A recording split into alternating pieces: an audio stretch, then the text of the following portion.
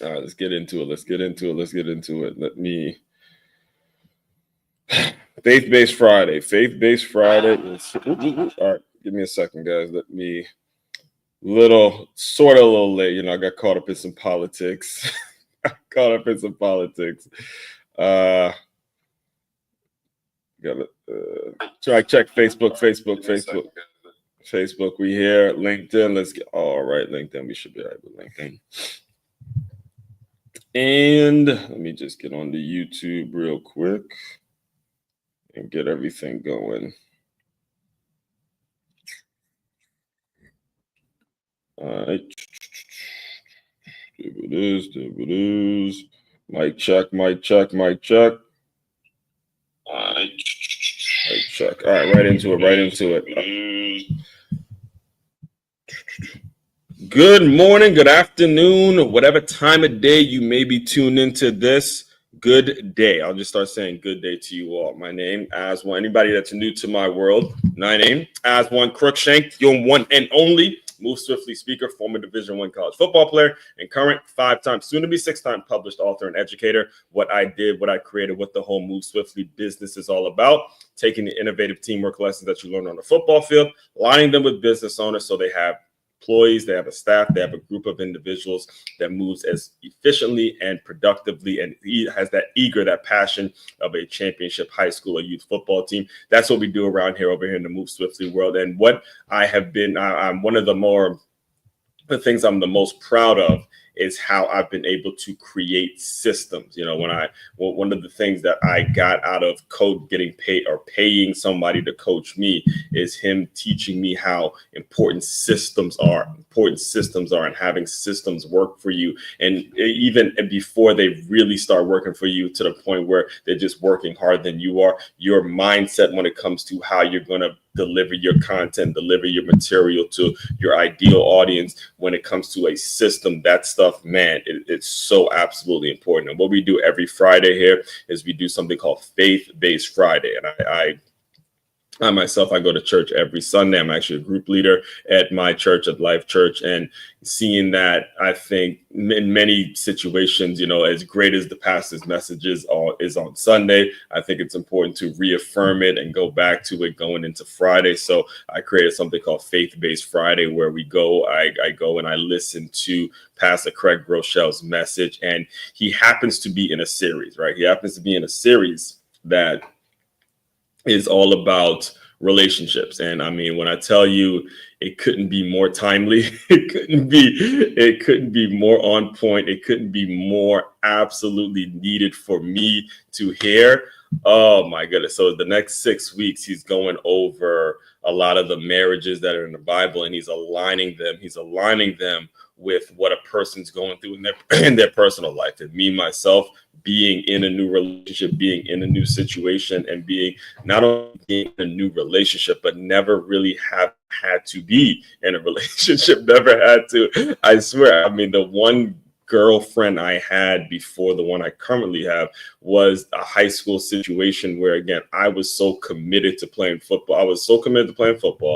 I grew up with it very incredibly tight with my older sister, and me and the girl didn't go to the same school. So I'd never really had to see her. I never really had to pay attention to her. It's really just one of those things where it's like, look, go have your sex and move on. That was literally the relationship, which, again, I personally take accountability for. I should have known to do a better job. I should have been more responsible in regards to what the real situation was. But again, you're talking to high school version of Aswan that, as long as giving them some ass, then I was good. That was my mentality. Get your ass and move on. So, the relationship I'm in now is so much more fulfilling, so much more about conversation, so much more about, really connecting with each other mentally. And I tell her all the time, look, if we could literally just be friends and be good. And that's the advice, and especially when you're talking about, actually, tomorrow there's a men's only Bible study that I'm going to be going to, men's only group that we're going to be going over. It's the first Saturday of every month.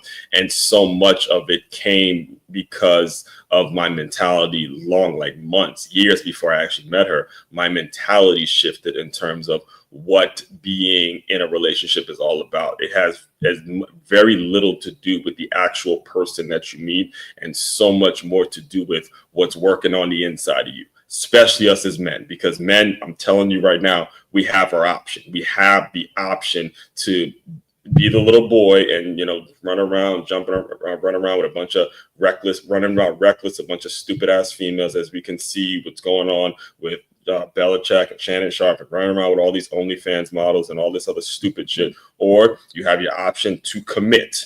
All right. I love one of my favorite human beings to follow is a guy named can't believe it. Oh my God. Pastor Devon Franklin, who, he wrote a book called The Wait with his ex-wife, Megan Good. And one of the speeches he gave, he used to say, boys play, men commit. Be a man, make a commitment. And when I say commitment, I'm not just talking in terms of your romantic relationship. I'm talking about commit to what it is you're trying to do in every phase of life, your career.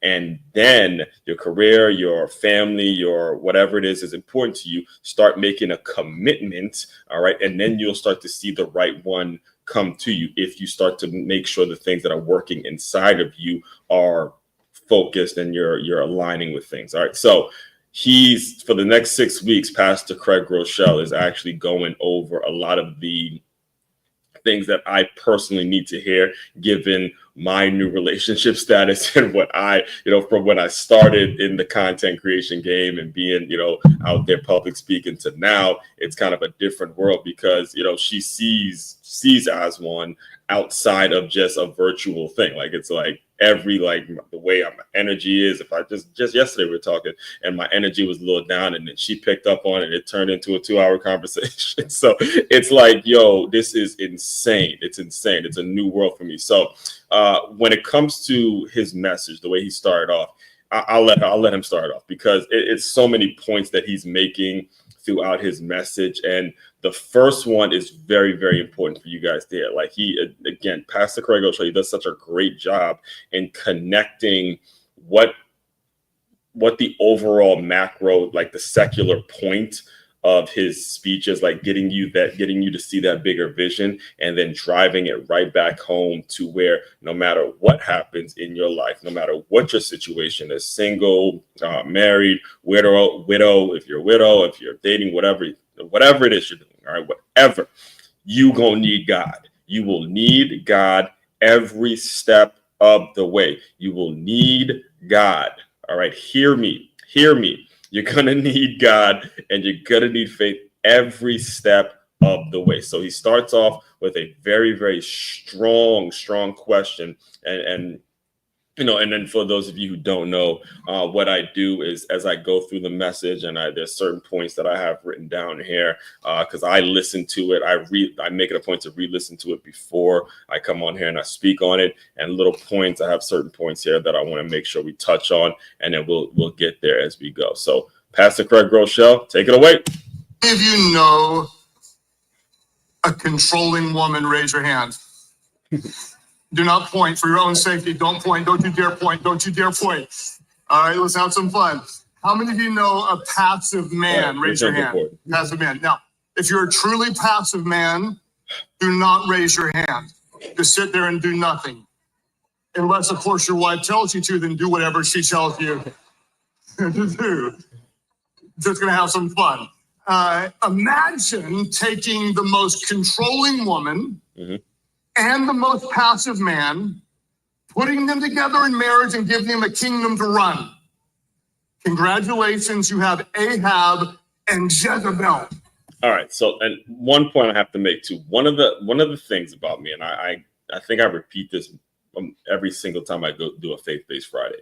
I didn't grow up in the church. I did not grow up in the church. Grew up in a Caribbean household where, outside of my immediate family, when you looked around my extended family, it seemed normal. It seemed like the thing to do, to go and live with someone before you marry, start a family with someone. Marriage didn't seem like that big of a deal. All right. So when I hear these stories, it is news to me. It is actually news to me because I don't know what he's talking about. I don't know I couldn't retell you what the story is all about, which is why, again, no matter what. This is why I call it faith-based Friday. When you have faith and when you actually want to do so, you want to break patterns. You want to be in a situation where you're believing in something bigger than yourself, believing in something. You don't want to be so dependent on another individual person, because you've seen it go bad so frequently. You've seen that go bad. You want to be more so dependent on what God tells you to do, what a bigger purpose is, and the faith that you guys have.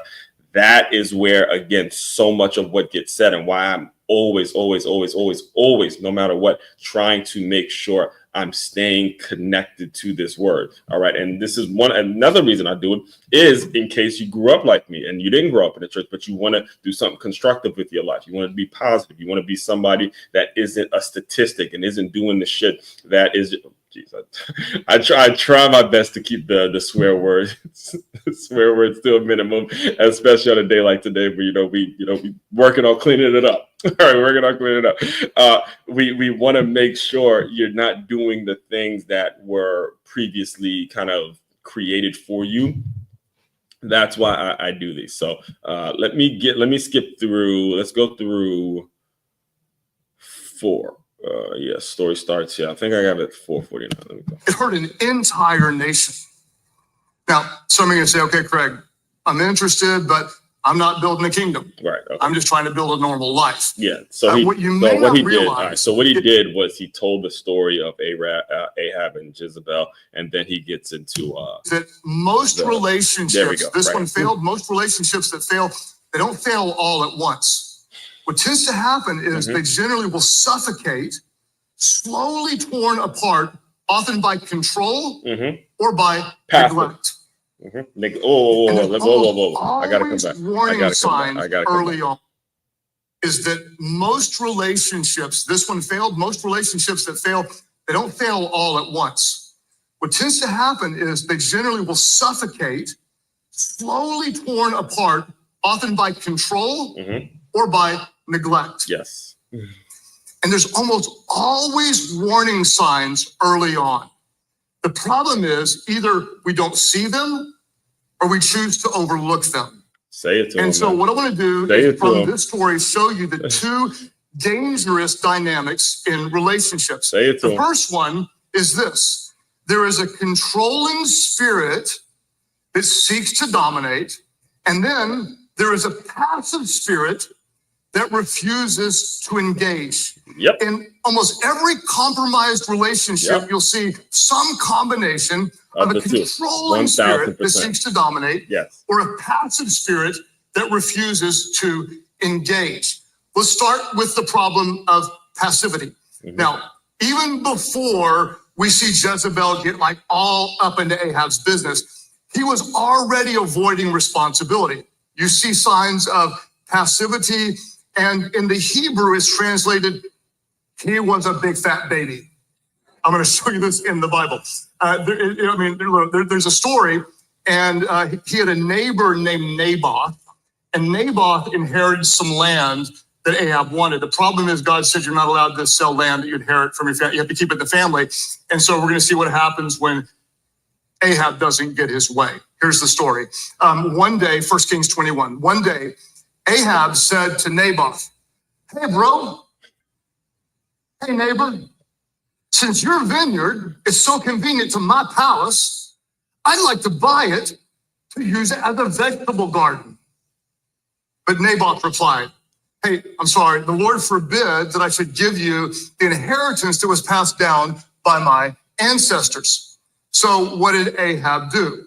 Ahab went home angry and sullen because of Naboth's answer.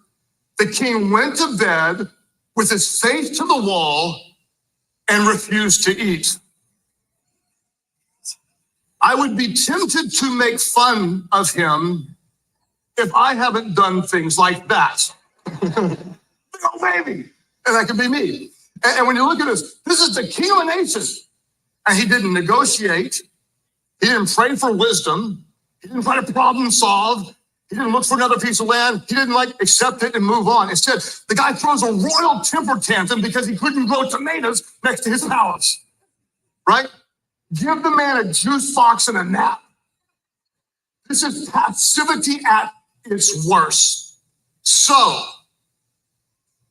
if you hope to get married one day and you happen to be dating someone and you see passivity, let it be a warning sign.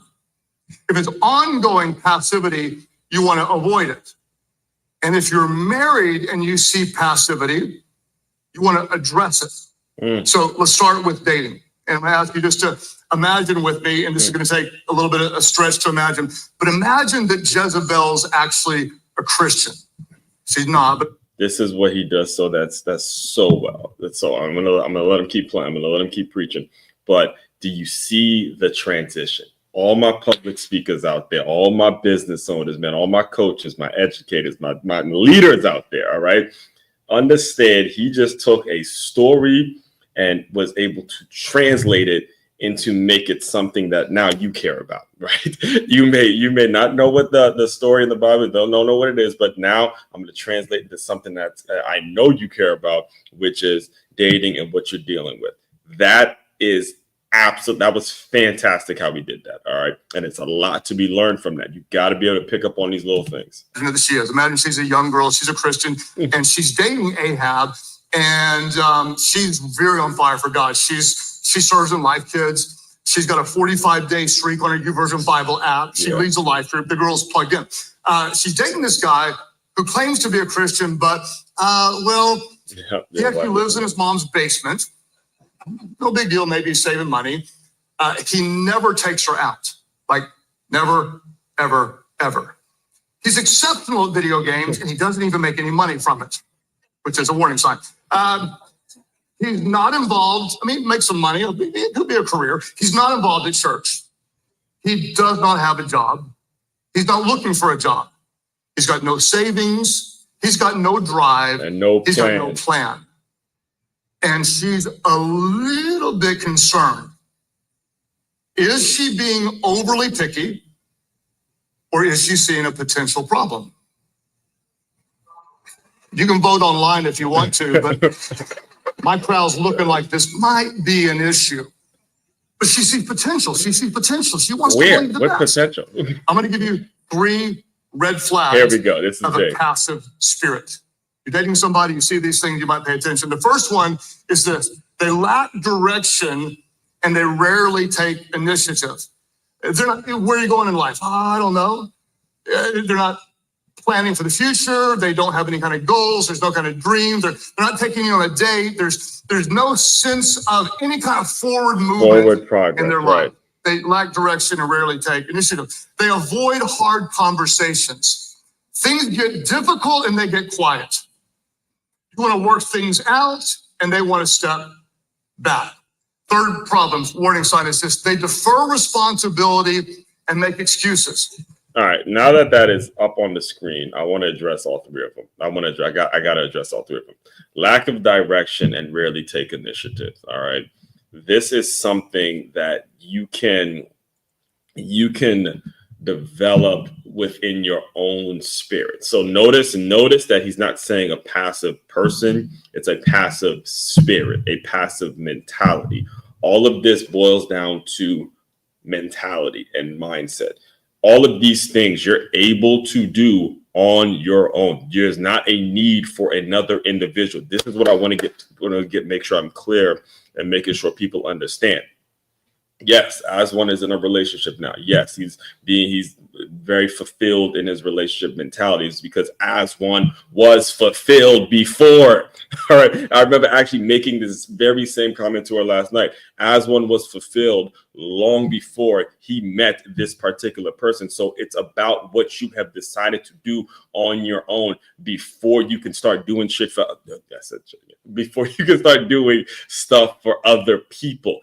That is how it works. Okay. So when it comes to all 3 of these red flags, you don't need another individual telling you to do these things. You don't need another individual telling you to take initiative. You don't need another individual to go have hard conversations and difficult things that are going to be difficult to work through. You don't need another person to be responsible and not make excuses. These are things that you can be doing on your own. So when the right person shows up, you look like you're already, I've already worked through that. I've already worked through that. And then you showed up, and then have that hard conversation that they're referring to, that taking the initiative, that not making the excuses, that, I'm going to defer responsibility. And all that stuff has already been addressed. So it just comes out naturally.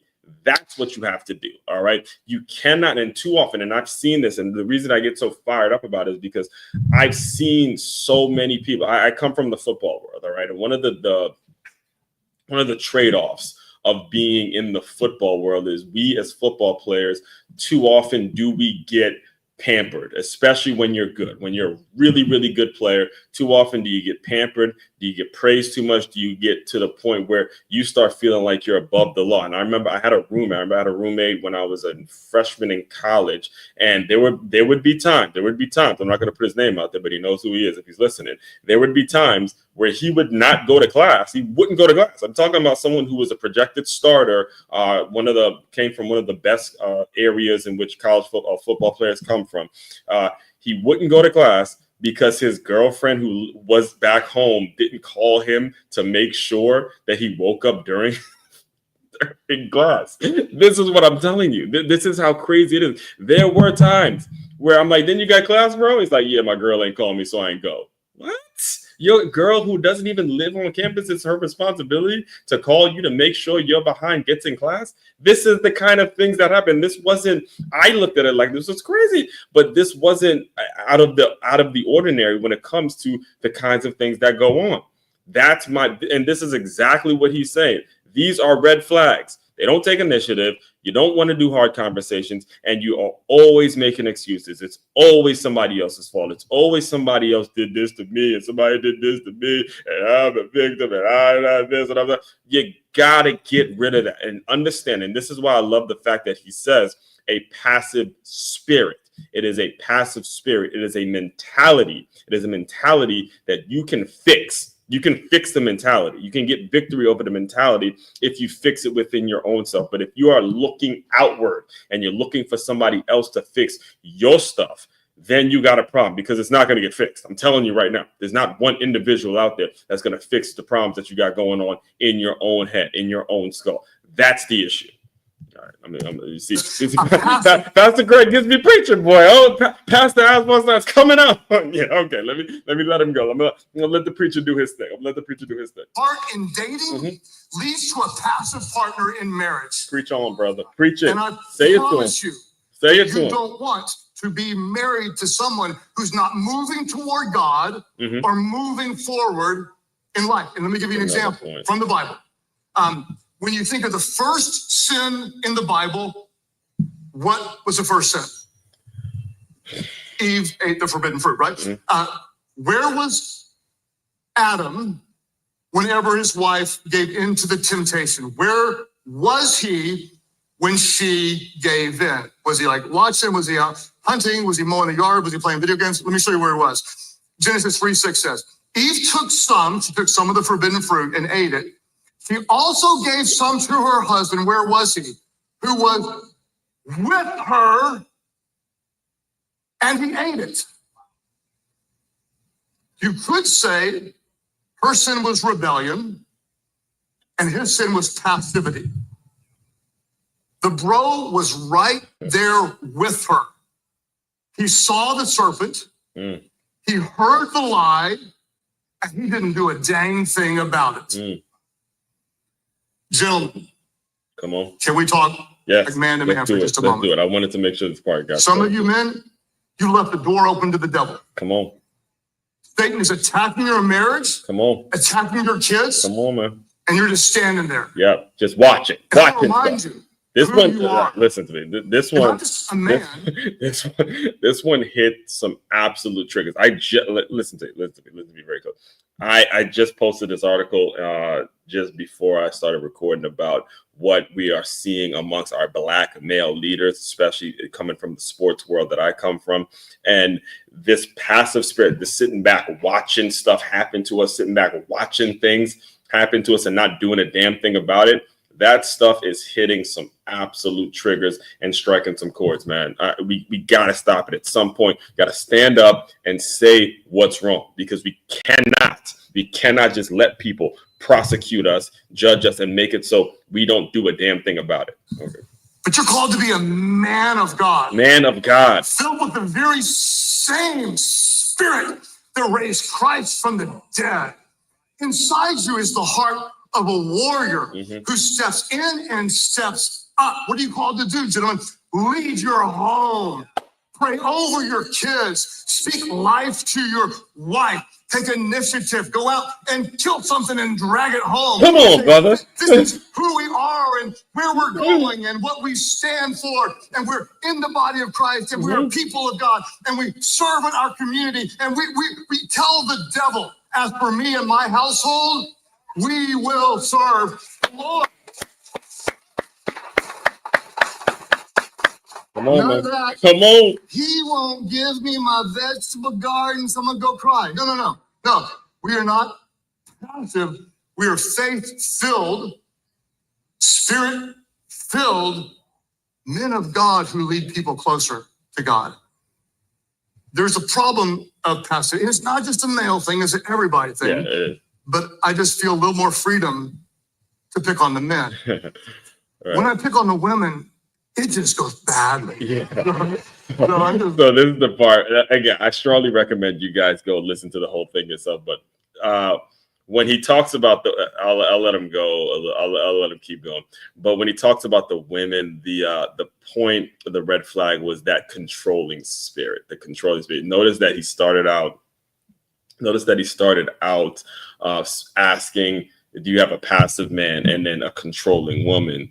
Now he's talking about the women. When you are running around and you are around a person, speaking from the man's perspective, and you're trying to figure out if you're making the right decision, when you're dealing with someone that's incredibly controlling, that's their personality, and you see how they're trying to control things, that is a huge red flag. I see it all day. Again, I've worked with tons of women. From back in athletic days, dealing with a lot of single moms that bring their kids to practice, to being in fitness, to where, they're trying to keep their bodies right for their husband. They're dealing with the divorce or whatever it is, to now in education where I'm literally the only male in my department. So you see where the controlling spirit keeps them from being in a fulfilling relationship, because it's a huge turnoff to a man of God. I'll just tell you. Is this how you act? This is too real. I mean, look what she does and look what she doesn't do. Come on. Well, what does she not Hurt do? him, Pastor. Hurt She doesn't somebody. encourage him. Hurt somebody. She doesn't say, hey, remember God's faithful. Hey, maybe God's going to give us something better. She doesn't say, hey, let's pray about this together. No, she says, is this how you act, you big old loser? And let me tell you what he hears. What he hears is, you're weak, you're pathetic, and why did I marry a man like you? That's what he hears. He's hurting somebody now. And so for everybody who wants to have any type of a relationship that honors God, you need to know that your words will shape your relationship for better or for worse. Wow. What you say matters. Scripture says this, that the tongue has what? The power of life and death. Your words will shape your relationship for better or for worse. And so ladies, I'm gonna tell you a little secret about guys. And it is that we are more insecure than we let on. And some of you going like, that's no secret. We know it. Just pretend like you don't know it. Okay? But we really are. All right. And so he spoke with. There's a lot. Let me see if I can scroll. So Christian, we are a relationship that puts him first. Back toward God, because there's always a way back to God. And that's where we'll cut it for now, because there's so much that I can get into, but again, the mission and the goal is to make sure I keep the faith-based Fridays to 30 minutes, especially if I'm going to be talking or allowing another platform or use another platform or use another video on my stuff. I try to be respectful of that and things of that nature. The main thing that we have to take away from the sermon, and I probably did a lot of talking myself because I get to preaching when it comes to certain topics. I could start to get very long-winded and preaching because this message hit home. But the main thing that we got to take away from the message is none of us can avoid relationships, wherever season you're in, dating, single, married, been married for long time, newlyweds, whatever it is, how many years it is, you got to be constantly day in and day out for yourself. And this is outside of, a partner or whatever. You have got to make sure you are putting God first in every step of the way, in everything that you do, or you will not make it. There's not one individual, I don't give a shit. But geez, I gotta work on it. I don't give a rat's behind about who the person is. That person is not perfect. I don't care how much you love her. I don't care how much you love him or how perfect they may seem. They're not. Okay, accept it. They're not perfect. The situation's not going to be perfect. You have got to make sure God is at the beginning. It's the start of everything that you do, and then allow God to create the direction for you, and that's how you become whole. Understand, marriage is not two halves. Marriage is two wholes. All right. And I'll drop the mic with that one. If you want more information on what I do, if you're interested in an employee development workshop, and I'm actually, speaking of that, we're gonna be soon laying out I'm going to be back to doing group fitness classes, boot camp classes, and stuff like that at a park that's to be announced. So that'll all be available here on makeyourmove.com. That's MakeYaMove.com. One-stop shop for all your teamwork and your self-development needs. As one, Crookshank, your one and only Move Swiftly speaker. Checking out. You guys continue to move swiftly. We will talk more soon.